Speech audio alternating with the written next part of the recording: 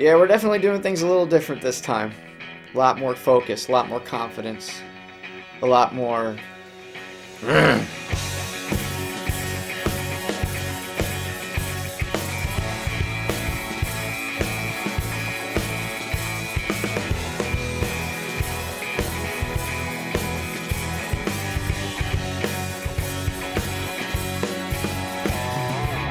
Nothing is better than a good show on a good night where you feel like you've really played your heart out and people were nice enough to listen to it and give you a positive response. I mean, there's a conversation going on, and a good night is when you felt like you've had a great conversation, a great performance.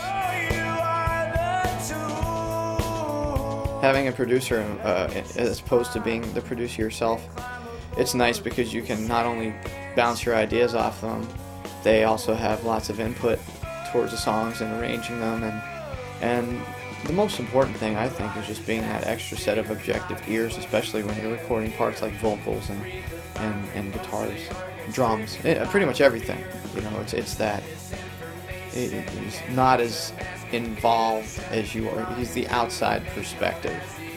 That was big.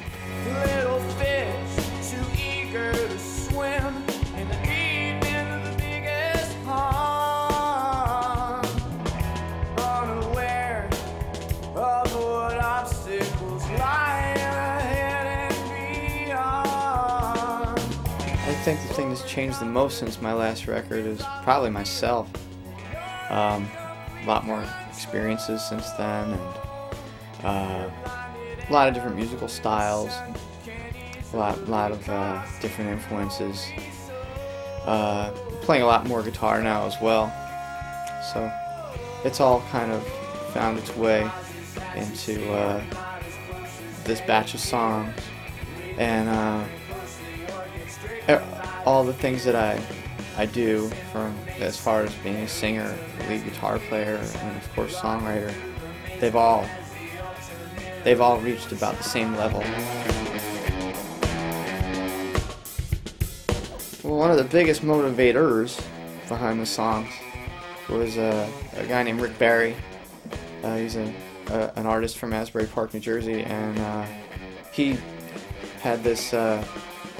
Once a month, he would have this night called the Night in Progress, where singer-songwriters would he would get about half a dozen different singer-songwriters each night. He would do this once a month, and everybody had to do a set's worth of new material that they've never performed live before. So I knew I wanted to write a whole bunch of new songs, and I gave Rick a call, and he was nice enough to give me a spot. I had 2 months to write about eight new songs.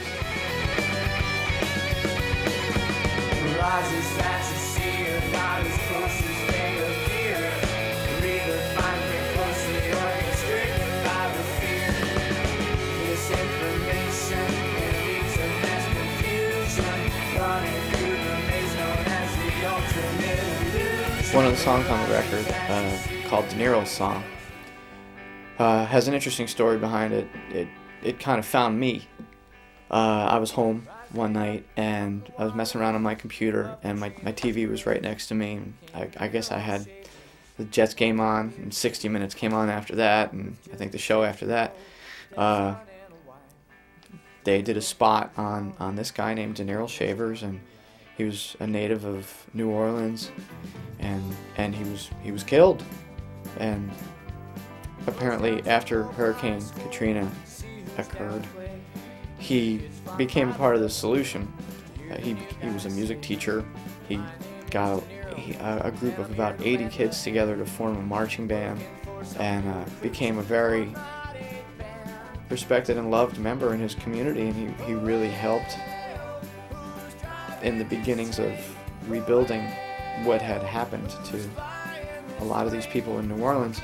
And while I was just home messing around on my computer, the story itself, I really just heard it. I didn't really watch it at first. I really heard it, and it kind of grabbed me, and I went away from my computer, and the story really started to interest me, and I started writing down notes, and I wrote about a page and a half, 2 pages of notes on his story and what happened to him. And about 6 months later, I went back to it with a clear head. And that was one of the songs that I wrote for that Night in Progress, hosted by Rick. Man gave new rhythm to the town of New Orleans, filled the locals' hearts with hope to restore their broken dreams. 80 kids marching, a new confidence was found. It's on their feet and filled the air with an unforgettable sound. Oh, well, who's driving this train? Oh, well, who's flying this plane? We'll keep the dream alive with the power of the seas, and we'll carry on in the Nero Shaver's name. I also never really got to make like my guitar record, you know, the way Jimi Hendrix made Electric Ladyland, or you know, guitar-driven records like, you know, Guns N' Roses or whoever.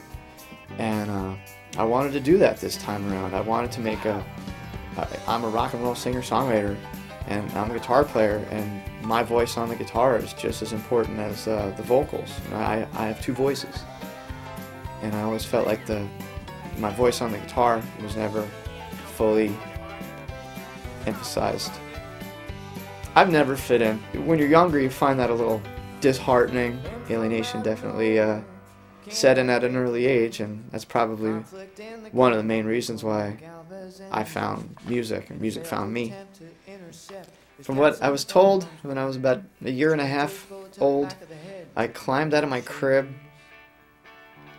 The story was I climbed out of my crib on a Sunday morning, and I went into my parents' room, and they kept their stereo on the floor, and I figured out how to turn on the stereo, and the record that really caught my attention, my parents had it, was Abbey Road by the Beatles, and I put it on, put the needle on the record, and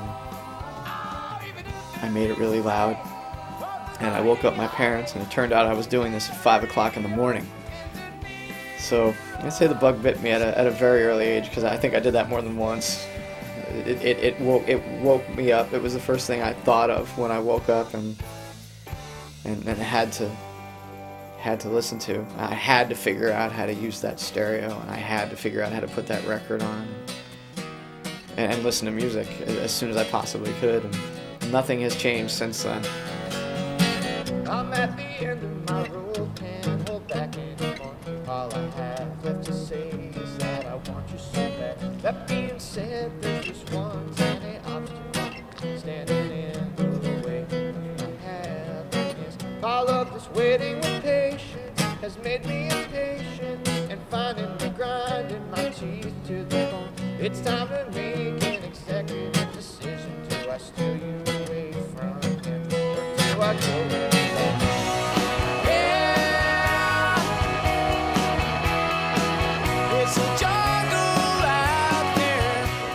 Overall, flat out, it's just the best recording I've ever made, and I had the best people to play with. Jerry Rosenthal, Jeff Fernandez, Bob Hart, Arna Wendt, Mark Moline played on a few things. I had Whoopa, the great vocal group Whoopa, come in and sing on a couple of my songs. It was just great, and these are people that I've been friends with for a long time, and I think the main objective I wanted to do when I made this recording was I wanted to document the good time that we always have playing together. They say you always go for what you can never have. I can't wait to release this record. I can't wait to promote it. I can't wait to perform. I can't wait to get on the road with it. This is gonna be fun.